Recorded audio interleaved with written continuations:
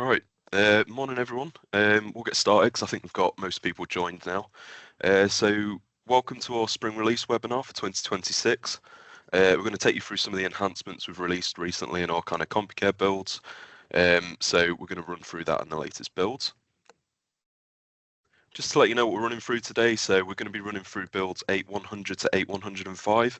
So 8.100 was released in January 2026. And 8.105 was released in April 2026. So it's literally just come out. So we're going to be running through some of the key enhancements between those two builds. So just before we get into some of the enhancements, just a couple of things to note before we get started. So today's webinar is being recorded. We're aiming to run to around the 1 hour mark. So if we do run slightly over, it is being recorded and will be released onto YouTube afterwards. So don't worry about if you can't stay or anything like that. You'll also notice that everybody's cameras and mics are switched off.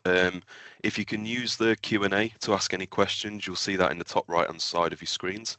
We've got Stu in the background who's just working through the Q&As, so he'll come back to you on any questions and answers as we go through the sessions today. So a little bit about the agenda and what we're going to be covering today. So I'm going to be talking us through some of the general updates to the Compucare kind of 8 suite. I'm also going to be talking through document enhancements and report generator improvements as well. I've also got joining me Jacob. So Jacob's going to be talking through some of our Compucare clinician enhancements we've released in those builds. And Tom's also going to be joining us to talk through any patient portal additions we've done as well. So to get us started, the first thing I wanted to talk through was a little bit of a change to our sign-in methods to Compucare. So this is something that's come out in build 8.102. So previously, you're seeing that little blue box on the left-hand side. People could log into Compucare in a couple of different methods. This is using things like PIN number, password, and Windows AD. Once you get to version 8.102 and moving past that, you will see that there's only now one option to get in, and that's via SSO. We're doing this for multiple reasons. It's mainly to just improve security around the system. It also does enhance things like multi-factor authentication that you can get set up within your trusts as well. But it does also simplify the user login experience as well. So instead of having to type out that PIN number or password, you should just get faced with a login button you can use now. So it's just one click to get into the system. SSO has been available for a little while now. It does link up with your Microsoft Entra ID for that single sign-in service.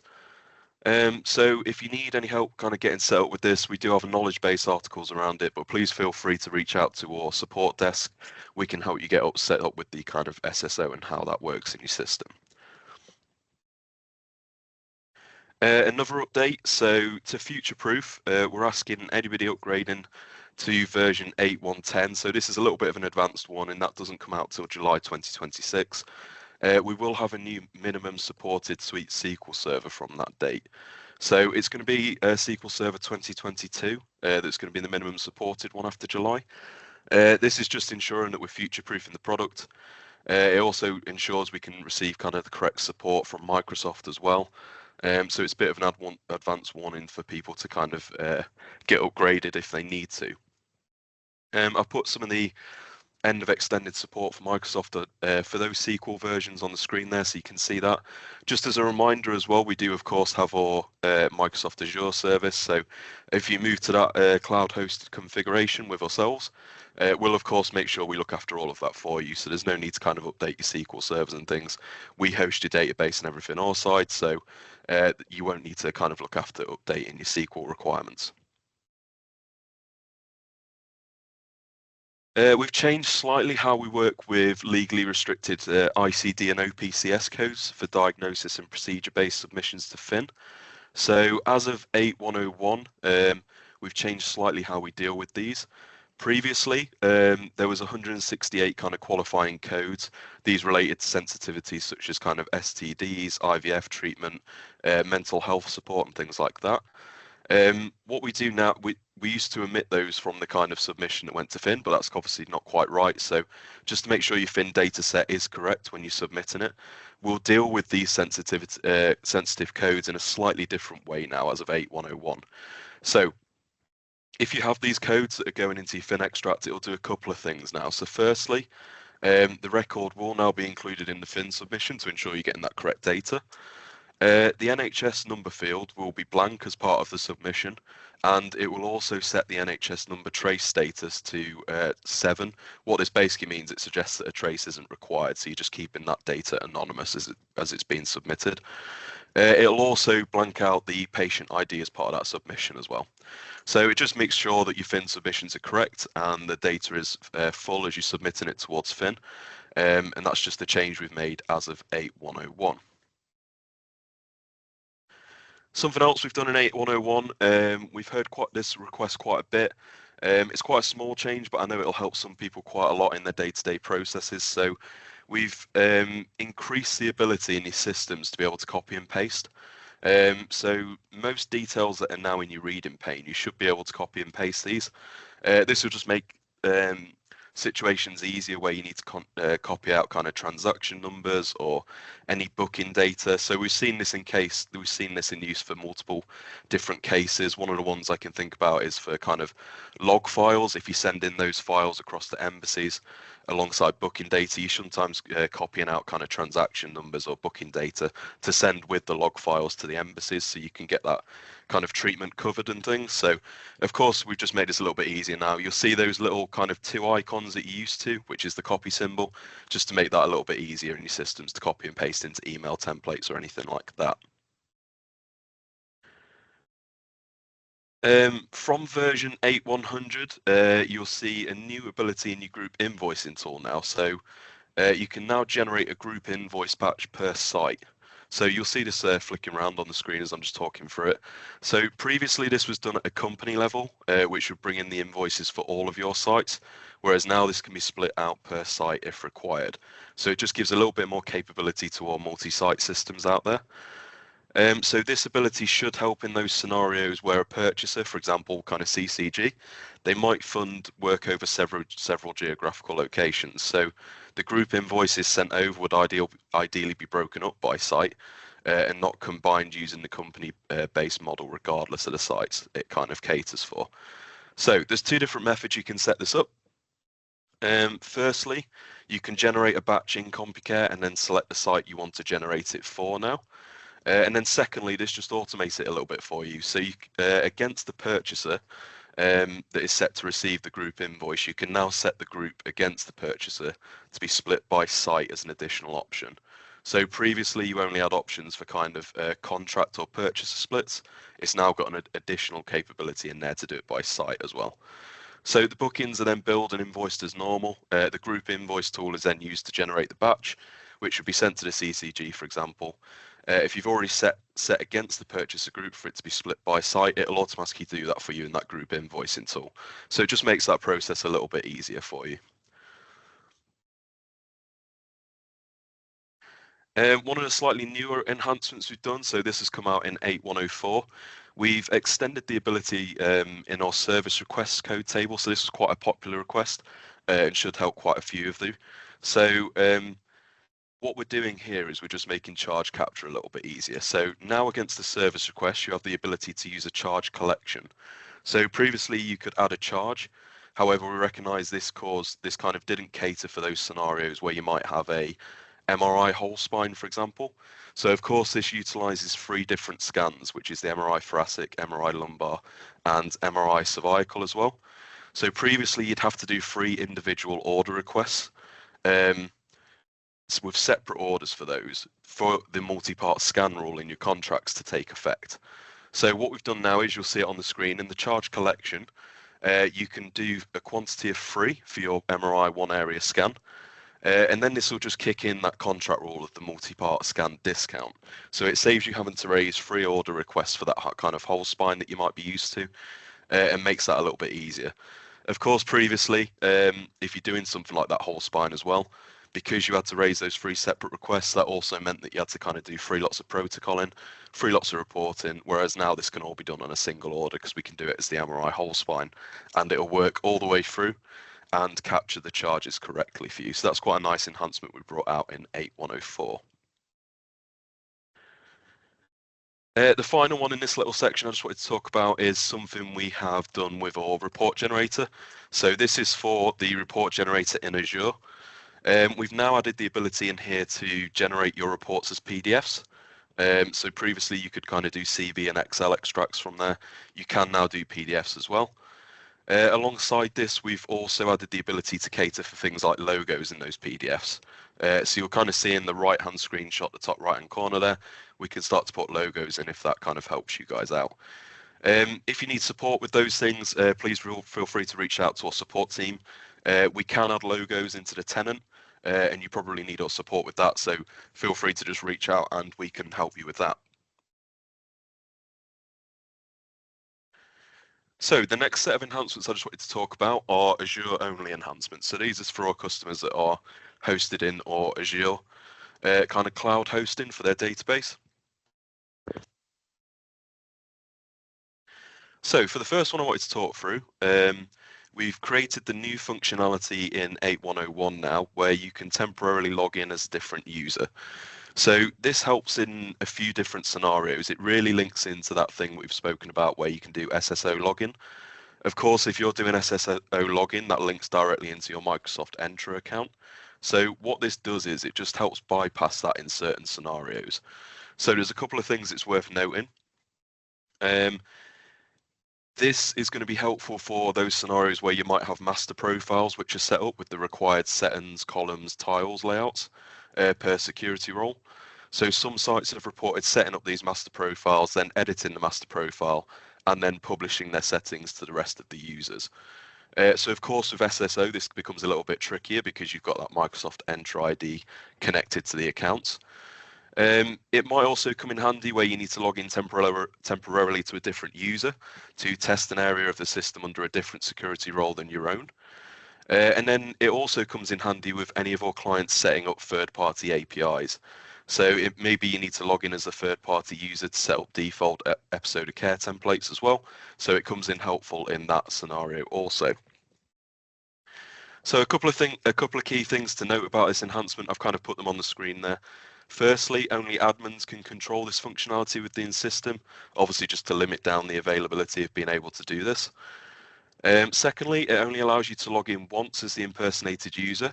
So when you try to log in again, it will revert you back to your own Entra login details. And kind of thirdly, auditing. So everything completed whilst logged in as the impersonated user is audited. So there's a new audit column for the username being impersonated, and it also audits the Entra username against it as well. So it logs both sets of details when there's any activity being completed as an impersonated user. So we've catered to things like that in the audit. Final couple of things. So the person imitating another user will have a notification strip at the top of their Compucare screen, just letting them know that they're currently in an impersonation mode, because of course, any changes they make there, you want to make sure they're doing it in the right place to avoid confusion. So we've just catered for that as well. And if the user who's being impersonated logs in at the same time, it'll also show them this notification until the impersonator is kind of logged out of that temporary access as well. So that's quite an in-depth kind of user story we've released to do that. Please feel free to reach out to our support team or any of our commercials team. We can kind of help walk you through how that works and have a little bit of a test of what it looks like in your system. Another Azure enhancement that we've released in 8.101. We've just been taking on the feedback of our kind of provider contracts. So we've improved the way these work to assist with your everyday scenarios. So now we've given a little bit of greater depth to the options you can do around your rounding modes in these. So what we've done is we've added the ability here to round down. Previously you can kind of round up and things like that. We've added the ability to round down to our Azure customers. So really this caters for those scenarios where you might have a clinician that's you might be doing 30-minute increments. You might have a clinician that's used kind of 2 hours and 5 minutes. This would then round it up to 2.5 hours of room time charging for them. So this new ability just gives you the ability to round that down. So it might be actually you just charge them for the 2 hours that have been used instead of rounding it up. So it just makes it a little bit kind of fair on those room fees and things. Of course, you can set a minimum fee of kind of 30 minutes in this situation as well, just to ensure there's always a room free allocated to the usage that you're using. So a little bit of extra capability on your rounding for room rentals there. I wanted to touch briefly on something that the guys in the Compucare 8 development team have been working on from 8.102. We are still working on this at the moment. It's quite a large piece of work we're doing. It is worth noting before I just go into some of the detail, any of the changes I'm about to talk about, they only affect you if your system gets specifically set up with multi-currency mode. So some of our customers will be using Compucare with things like euros only or pound sterling only. This only affects it if we've specifically helped you set up with kind of multi-currency mode, so worth bearing that in mind. So we found these user stories are kind of beneficial for our cross-border clients, mainly in Ireland, where patients will be able to pay with their home currency regardless of where they are seen. So StreetSeaver can support this now by helping set up multi-currency. So some of the work that's been completed so far as part of this multi-currency feature. Firstly, currently presets against outpatient and inpatient bookings based on what's stored against the patient information in the system, and also the ledger setting systems in your Compucare system. Secondly, against the ledger settings in the system, being able to select a base currency and also an additional currency in there as well. Thirdly, we've kind of added the ability in the charge master changes to incorporate different currencies against your chargeable items. And then, as you'd expect, we've also done quite a bit of the nominal code work around that as well. This also feeds into your nominal troubleshooter tool, so it just helps you cater for those differences that you've got in currency in the system if you've got this set up. So there's further work to do in this area, as I've spoken about, as there's quite a lot of elements, so something to keep an eye out in the release notes for any more updates on this. So the final one I wanted to talk about for our Azure-based clients is an update that is coming soon. So we're expecting this to come out in 8.106, but it's worth it may just be slightly after that. So we will let people know when this has come out. Really what this relates to is those of you who are utilizing the GP update, which has been delivered by TRUD. This updates the referrers in your Compucare system with the latest distributed database. So as of September 2025, these TRUD updates are no longer available. They're not distributing them in that way anymore. So what we're currently doing is working on an API connectivity integration with ODS. What this does is when you're kind of looking for referrers in your system, what it will do is it will be able to live connect to see who the latest referrers are. So there'll be no more of that kind of needing to update once a quarter, for example, with the TRUD updates. It will just be a live API connection in your system. So yeah, we will be releasing that around hopefully 8.106. It might just be the build after, so keep an eye out for that. Any of our on-premise customers, of course, you can't get access to this currently, so it will be a case of kind of manually updating those referrers in your kind of code tables and in your Compucare system until you can kind of move to the Azure functionality for this. So moving on, the next area I wanted to speak around was DocMan. So DocMan is our kind of e-discharge summaries and documentation submissions tool, which sends it back to kind of referrer mailboxes. So I've put a little bit of a diagram on the screen there, so you can see a little bit around what DocMan does. I expect most of the people in the webinar today probably have heard of DocMan or are currently using it anyway. So the things I'm going to talk about today is some of the enhancements that we've built in the latest builds for DocMan. So one of the first ones that we've done here is being able to merge PDFs into a single multi-page document. So this came out as part of the 8.100 build. So a common example of a multi-document submission might be something such as sending a patient's order results back to the referrer. This might include multiple documents traditionally, so you've probably got that kind of discharge-based information. You've probably got a PDF report. You've probably got some imagery potentially there as well. So it might be kind of 2 to 3 documents that you'd be sending back as part of your DocMan submission. With this new enhancement, these documents can now be automatically merged into one multi-page submission. So this is quite nice because it just allows for a bit of kind of cost efficiency on your documents sent from the DocMan side of things. There is some new things in there, so there's submitted file limits in there of kind of 10 megabytes and things that we need to work towards, but if they exceed this for any reason, there is the ability for rejection reasons in DocMan as well now. I'm going to talk about that in a little bit, so we'll kind of wait till we get to that set of slides. Just on that merging capability, you'll see in your external connection settings if you've got DocMan set up, you can be quite granular with this, so you can select what you do and don't want to merge. So you can see I've got a set of toggles at the top of the screen there. You can select whether you kind of want to merge your PDFs, your TIFF or image documentation, or your rich documents as well. Or it might be you want to send these as single submissions still. So it does give you a little bit of ability there to customize what you do and don't merge. So I mentioned it briefly when we was just talking through that. So in 8.105, the most recent build, we've extended the DocMan capabilities to be able to show rejection reasons now. So in your DocMan submissions app, if it gets to the status of kind of rejected by GP, what it'll now do is, I've just put it highlighted in the red box there, it will give you the rejection reason. So a common example of this might be the patient's kind of no longer registered at the practice, for example. So at least if those kind of DocMan submissions get rejected now, it gives you a little bit of a next step that you can do to kind of help that submission go back through.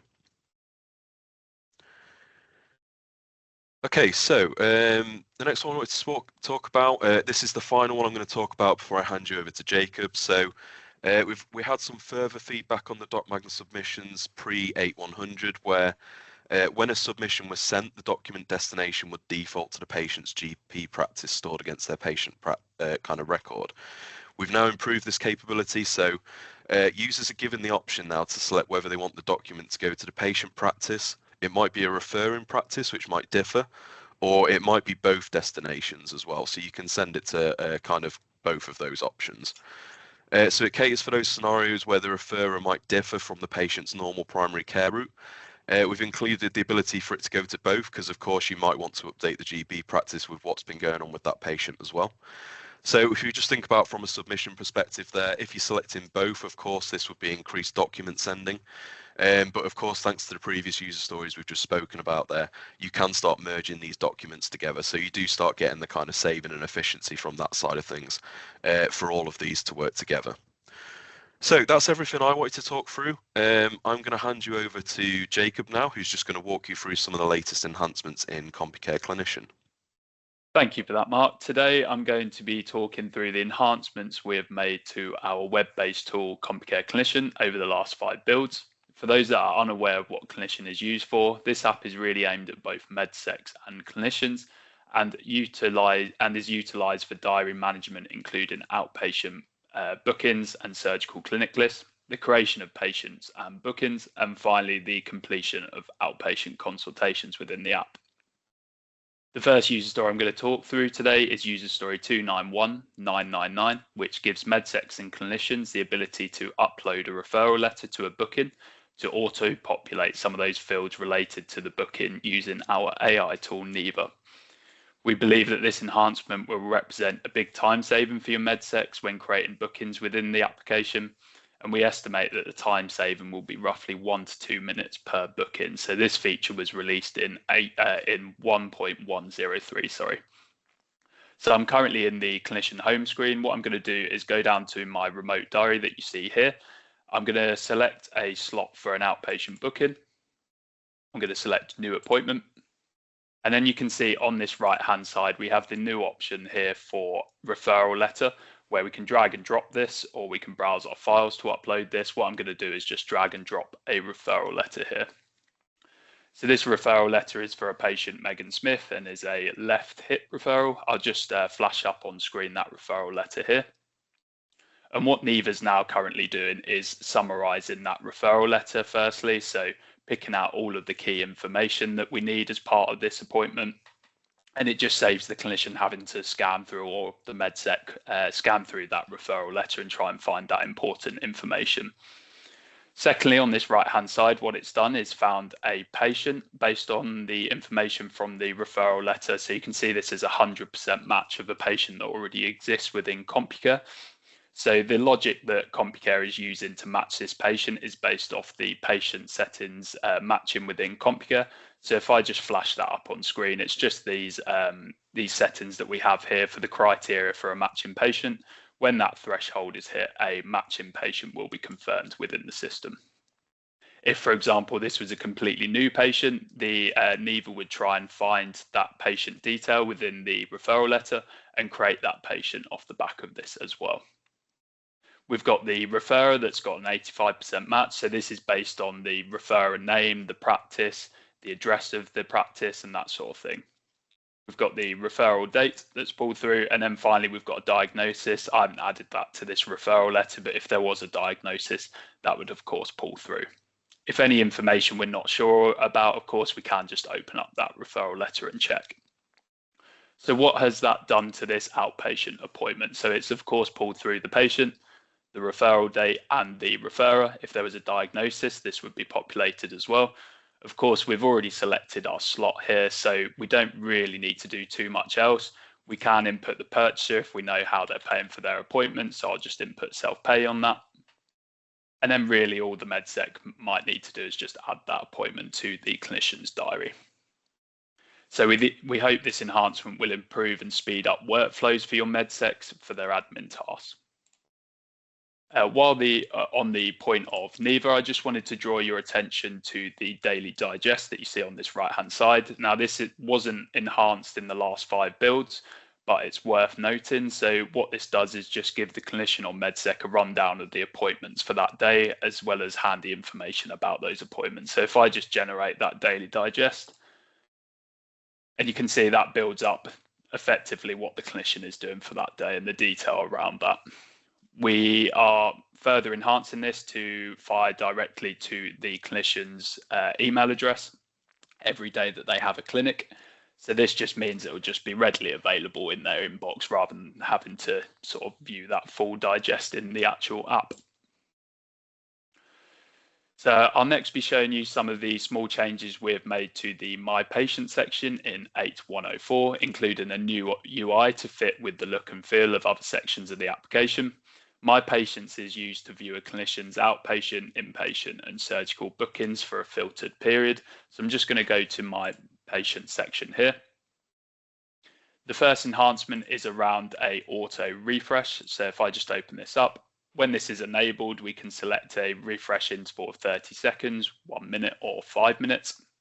And what this means is the clinician and MedSec can have peace of mind that they're viewing the most up-to-date clinic list for outpatient, inpatient, and surgical. We've also added the ability here to either add a new appointment, a follow-up, or a new patient. This previously wasn't available within this screen. And we do also have the functionality to update a patient's location. So we can go ahead and select that and then select the location from here. What this means is if you have a location set up at reception or something like that, you can set that location and everyone within the hospital is aware of where that patient sits physically. We can clear the patient location and cancel or DNA the booking from here as well. We had feedback from MedSecs that there's not enough filtering around room-based filtering, so we have added that to the system. If I go to my filters and select custom filters, you can see here we can now filter on the room rather than just the clinician. So if the resource was just the room against the outpatient booking, we can filter on that. And we can also include room-led bookings as well. It's also worth noting that if we need to remove any filters, we can do so here by just clicking that X button. We've also added further customization to the columns available for outpatient, inpatient, and surgical screens. So previously what could be shown was quite limiting. So we've expanded the detail that you can see in these columns here. So if I just go to my settings and column chooser, you can see there's various different things we can filter on. So the MedSecs or clinicians can get a little bit more detail about the appointments. I'll just flash up the same for inpatients, where if we wanted to see the procedure, we can do so now. And then finally, the surgical section as well, where we have various different things we can filter on. The next user story is user story 288793. This is a small change we've made to the filtering on the clinician orders, where we can now filter on modality. So if I go to my order section and select filters, we can now filter on various different modalities. So if I, for example, wanted to see all of the MRIs under my name, I can apply that filter and that'll show up on that screen. It's worth noting in future builds as well, we realize that this is a little bit clunky in terms of how many we're seeing here. So we are adding a search bar here where we can just search for the modality rather than having to check through all of this list. So I'm going to finish off the Compucare Clinician enhancements with features we've added to the completion of outpatient appointments. So I'm going to jump to the section for My View. This is where your clinicians will complete their outpatient consultations for that day. So if I select an appointment I've got set up here and select Start on this appointment, we've added some new functionality around the procedures section. So if I just open up the actual procedures, so we've got a couple of outpatient procedures for this specific appointment. First thing we've added is the ability to edit that procedure and get a little bit more information about why the patient is needing that procedure. We can remove the procedure easily here, and we can also reorder these procedures. So where that's useful, if this isn't the primary procedure, this second one you see here, we can make it the primary procedure by just reordering it as you see here, and that'll pop up at the top. So we've also made changes to the previous diagnosis section to reduce the amount of screen space the section takes up. So if I go to previous diagnosis, previously, if there was more than 5 episodes of care against this patient's account, that would just show in a really long list here. We've recognised that that's not really viable for actually viewing this form, so we've just shown the first 5 chronologically in the system, with the ability to, of course, show more if we need to have a look at these in more detail. The next feature I'm going to show you is the ability to add an order request to an outpatient completion form within Compucare Clinician Pro. So this feature of clinicians view on Compucare, and we've now recreated this functionality on our web-based tool, Compucare Clinician, with improvements to usability for your clinicians, as well as reduced clicks, representing a time saving. So this feature has a couple of user stories associated to it. I'm going to start with user story 285875, add clinical notes guidance text to Compucare Clinician settings. This allows us to set up guidance text for prompting clinicians on what needs to be populated in the clinical note section when requesting an order. This section has been built in Compucare settings in the web in preparation for completely moving Compucare to a web-based tool in the future. This feature was released in 8.102. So if I go to my other tab I've got here, and select Compucare Clinician Settings, we have a new section here for clinical notes and a new toggle for clinical notes required. So when this is toggled to yes, what this means is the clinician will have to input some clinical notes as part of an order request when they're trying to get that clinical action outside of the appointment. So this is really helpful for an MRI, for example, if your radiologists need to triage that specific order request and the clinical notes are present, that makes it a little bit easier for them to understand whether that scan is required. Clinical notes guidance text. So this is just the text that shows underneath the order request and just gives the clinician a little bit of a prompt on what needs to be filled out as part of this clinical notes section. So in our case, we've set this as please enter provisional diagnosis or clinical questions. The next user story relating to the orders request workflow is, of course, the functionality of requesting an order in the appointment completion screen. User story 285879. So this was released in 8.101. So I'm going to go back to my appointment form and open up the order request section.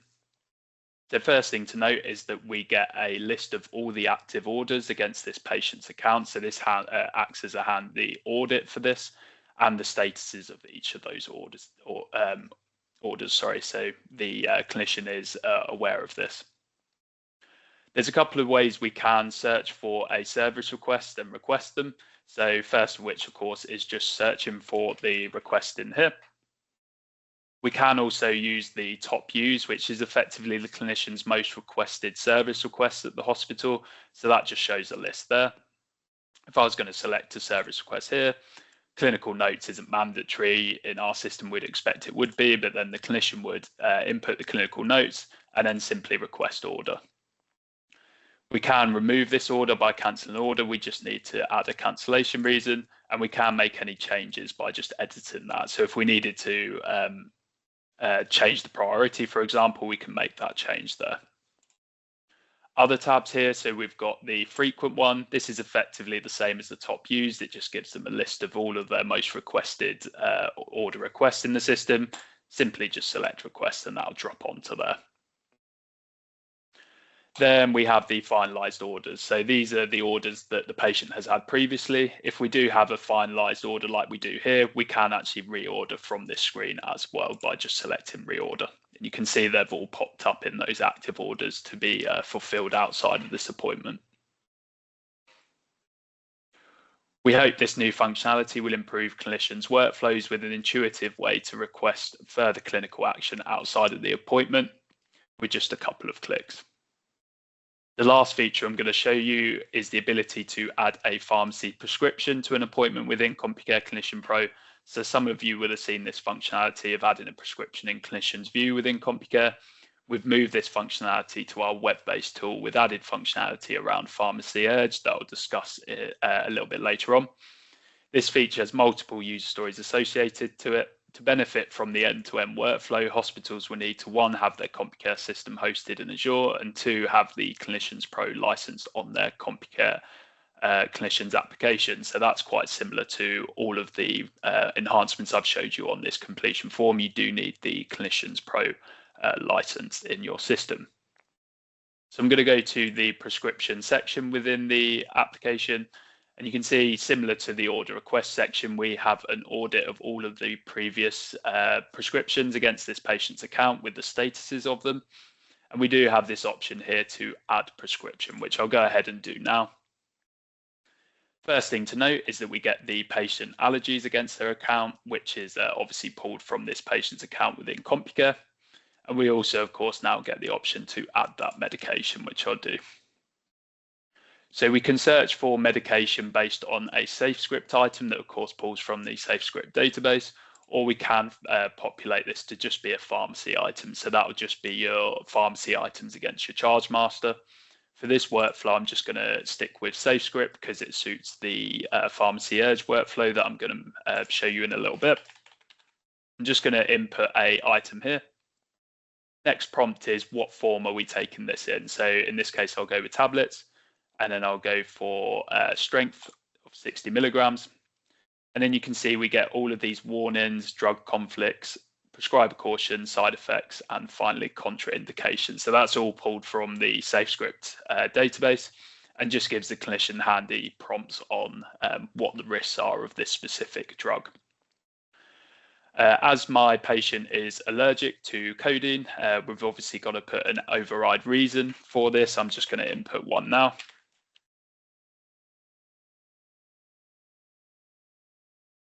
And then we get the dosage description. So this is auto pulled through, but what we can do is use SIG shorthand and abbreviations to fulfill some of this stuff that you see on the screen here. So I'll just show you how this works. If I put 1, that's populated the tablets.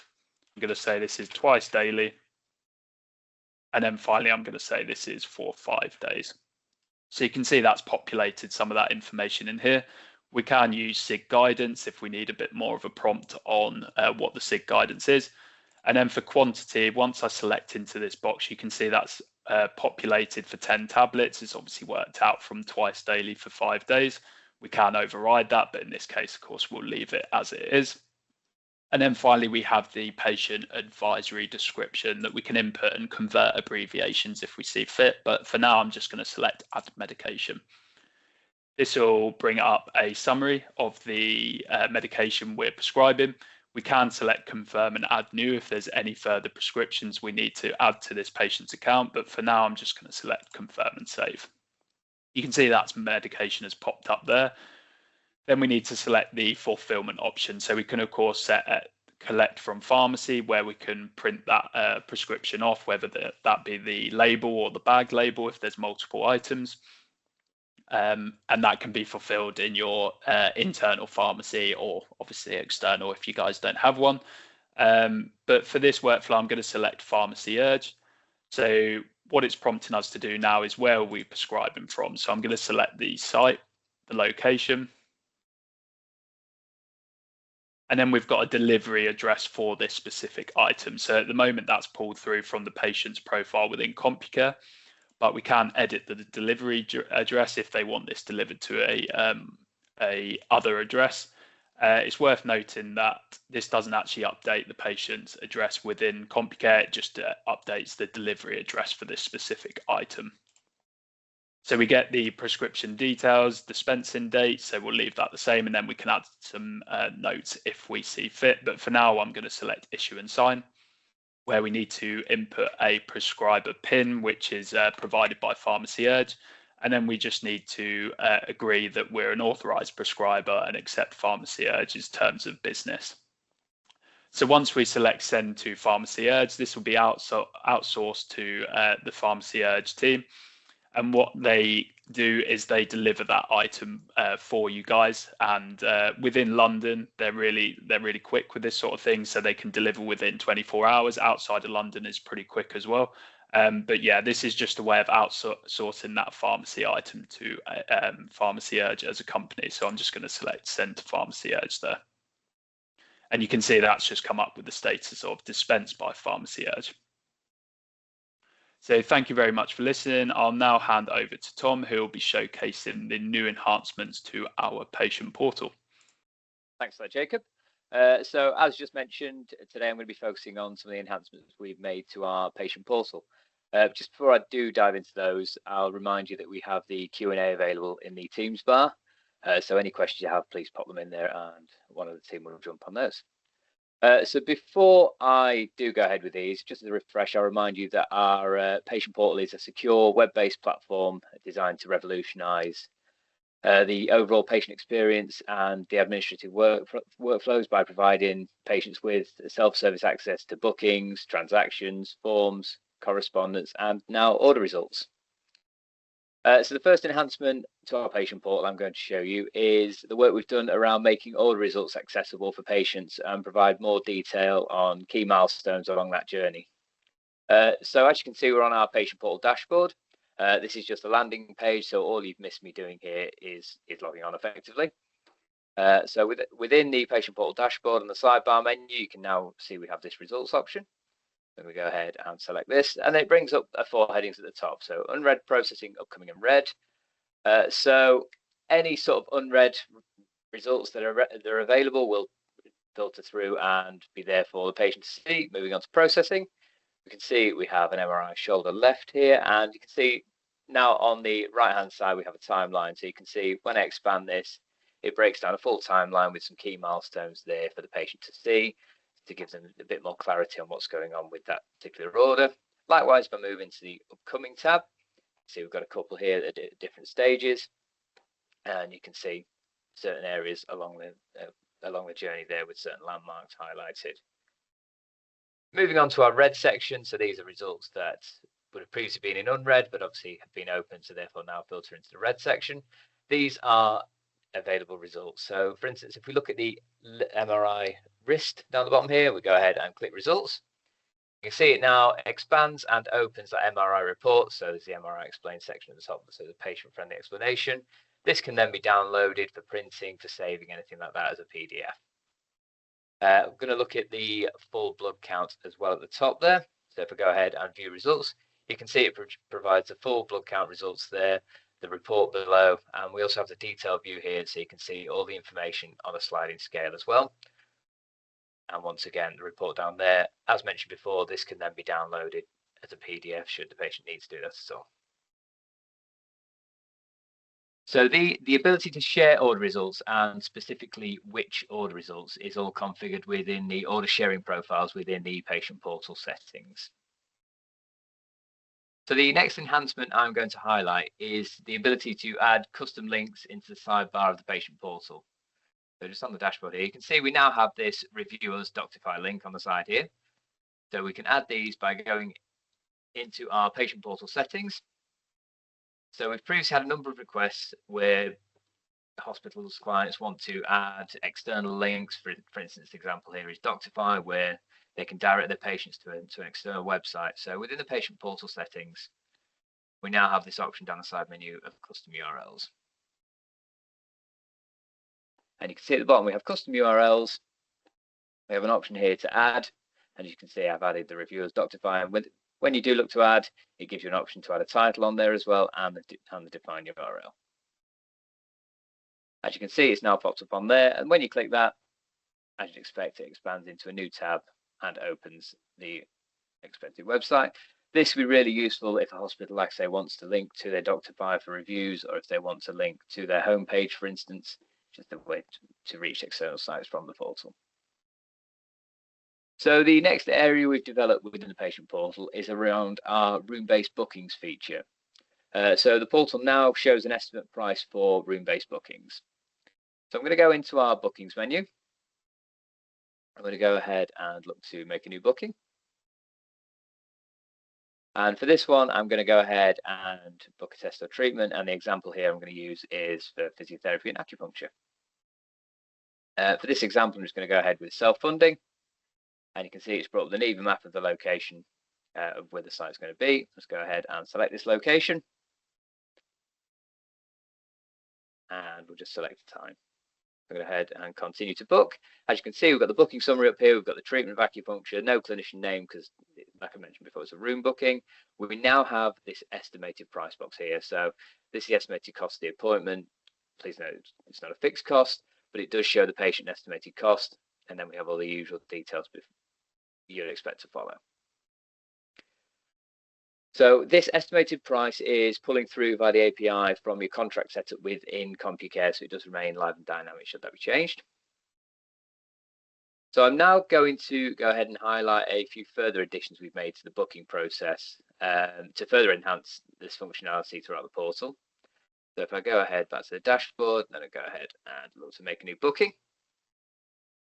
So this time I'm going to go ahead and book an appointment with a clinician. And for this example, we'll choose trauma, orthopedic, and hip. Likewise, with the last one, we'll choose self-funding. And this one, you can see it's produced two locations with Street Saver linking showing as the nearest, and the map location to show as well. And when we select this, it drills down on the location.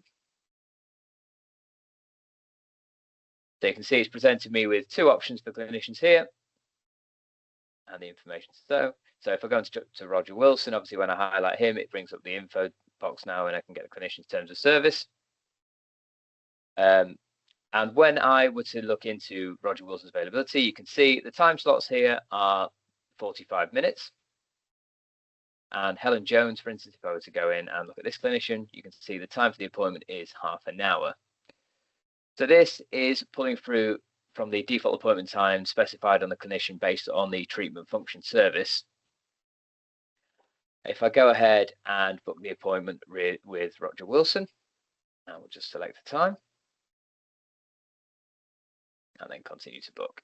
So as before, we have the booking summary, all the information there, any deposit information, card details. We've now added this reason for booking. So this field here is added to all bookings.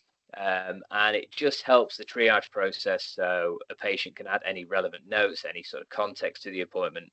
So obviously your reception team don't potentially need to make notes when the patient arrives, or you don't need to make phone calls prior to the booking to understand some more information.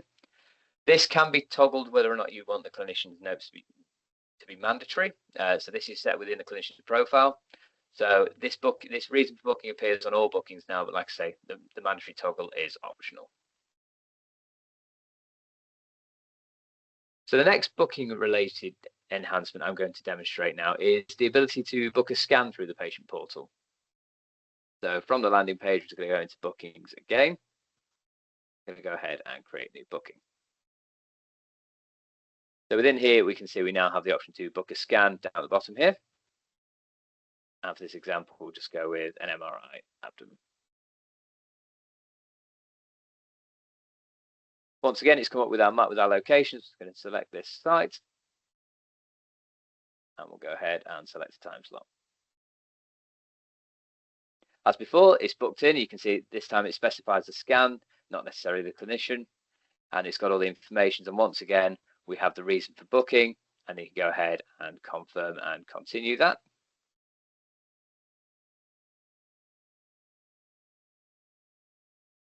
So moving on now, the final area that I'll be showing you is a preview of something we've currently got. So it's a clickable prototype, and we're in the final stage of development, and it's due to be released to the patient portal very soon. This is specifically for our Azure hosted clients. So we're adding a check-in functionality to the patient portal where patients will be able to check in via a self-check-in tablet in reception, for instance. So within the top here, we have our clickable prototype. So as you can imagine, this is a tablet at the front desk of a hospital or at the entrance of a hospital. So a patient would approach this. There's a couple of different scenarios I'm going to walk through here, and we've tried to cater for sort of different scenarios that may happen within the hospital scenario.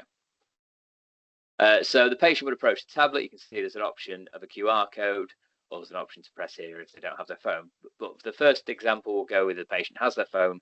They then scan the QR code as such, and once they scan the QR code, we'll say that they currently have some forms that are outstanding before they can be seen for their appointment, before they can be checked in. So they're greeted by this screen. So if they're an existing patient portal user, they can have the option to log in. If they've not signed up to the patient portal previously, there is a guest check-in option. But for the first example, we'll use the account check-in, and they're greeted by the patient portal sign-in page, and then they go ahead and sign in. Once they're signed in, this checkup bubble will pop up. As you can see, it's got the information of the appointment and a note that there are some forms that require to be completed before the patient can be checked in. So the patient can then go in, cycle through the form, save that. As you can see, that form's now disappeared because it's completed. Likewise, the second one. Now the patient is able to be checked in. All forms have been completed, so we'll go ahead and press check in. As you can see, the patient's information is all popped up there. Now states checked in and fully complete. So we'll go back and walk through some other scenarios with that. So for instance, if the patient scans a QR code and there are no forms to complete, straight away, immediately checked in, all sorted. The other scenario we'll look at is if there are forms to potentially complete, however, the patient has never accessed the patient portal before, so they want to sign in as a guest. So you may have seen this sort of screen previously within a local GP.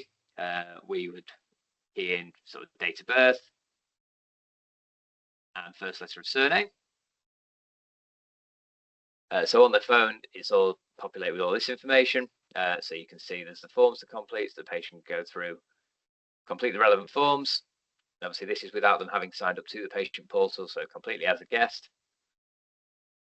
And then finally, complete check-in. And you've now checked in, take a seat in the waiting area. The next example I'll show you is if the patient, for instance, is unable to scan the QR code or doesn't have their phone, for example, there is the option to check in without a phone. So we can have the option here, and like we've seen before, it brings up the date of birth option, similar to a GP as mentioned previously.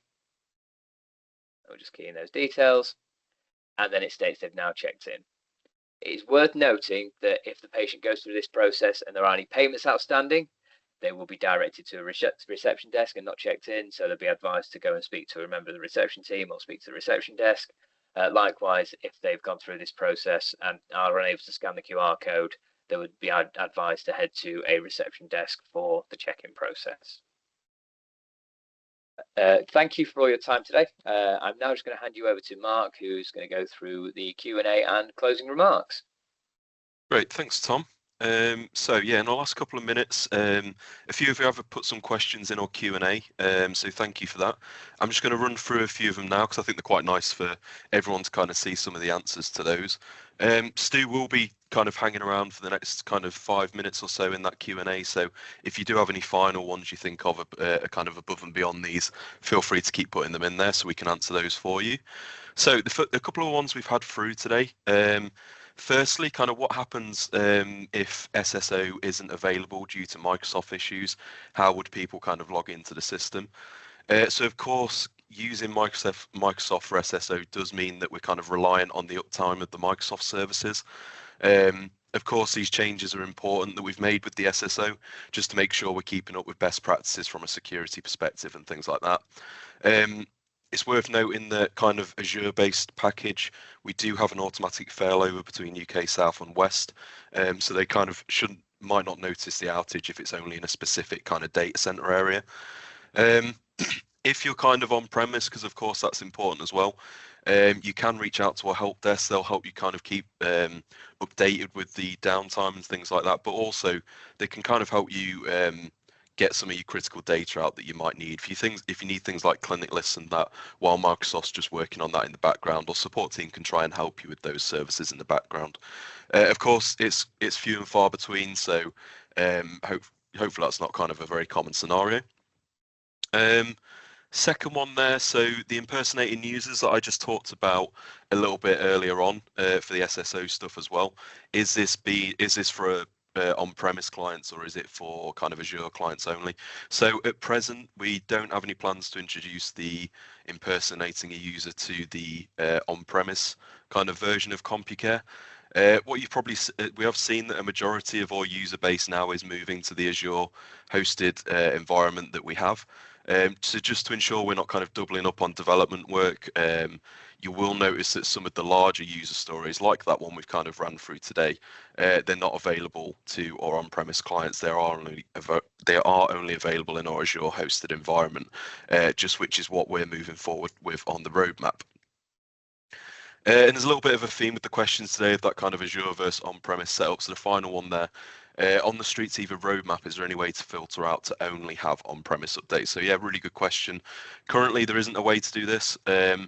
It's a good question though. We're going to feed back this to our engineering team, see if there's something they can do there, so that you can potentially filter it, so you can see just what's on-premise and just what's on Azure. So we will feed that back. Thank you for that kind of feedback today. It's worth noting that if you do go into the release note itself, you can see whether it's Azure only or not. But I appreciate the thing that we're thinking about here is just making it a bit easier when you're going through a detailed list, a kind of a summary high-level list of user stories that have been released. So yeah, thank you for that feedback today. So we've spoken about it briefly, but just as a reminder, we do have a release notes website. Please do go and check that out for any of the releases that we've talked about today. You'll see a little bit more detail in there around some of the stuff that we've highlighted. And just a reminder as well, just to stay up to date with kind of Compucare. We do have these webinars like today. We've got quite a few on our YouTube channel, so if you're on slightly earlier versions, do go check that out, because we do have some release webinars on those builds as well. Very similarly, keep up with us on kind of LinkedIn and blog posts and that. We do release tips and tricks for your Compucare systems and any events we might be coming to as well. I have also just put the details of our kind of marketing team at the bottom there. If you've got any questions that you haven't answered today, or you get any feedback further that you want to kind of give to us, please feel free to reach out, and we're more than happy to help with those. So thank you very much for joining us today. I'm going to end the webinar there. And like I said, still be about for the next couple of minutes. So if you've got any final questions, feel free to fire them in. Thanks very much.